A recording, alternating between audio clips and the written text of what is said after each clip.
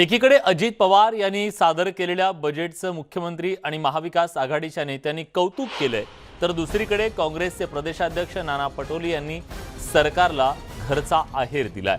यंदाचा अर्थसंकल्प हा थोडा कमकुवत असल्याची कबुली खुद्द काँग्रेसचे प्रदेशाध्यक्ष नाना पटोलेंनी दिली आहे। शेतकऱ्यांना भरीव मदत देण्यात कमी पडल्याचं सांगत पटोलेंनी महाविकास आघाडी सरकारला घरचा आहेर दिलाय।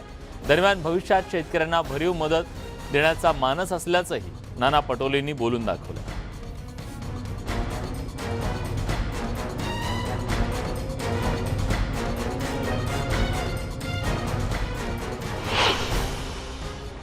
शेतकऱ्यांसाठी काहीतरी त्या ठिकाणी प्रयोजन करायला पाहिजे होतं असं तुम्हाला वाटत नाही? आपण पाहिलं असेल की धडक सिंचन योजनेचा एक कार्यक्रम दिला, शेततळ्याला पैसे वाढवून घेतलेले आहेत, शेती उद्योगामध्ये चालना दिली गेलेली आहे।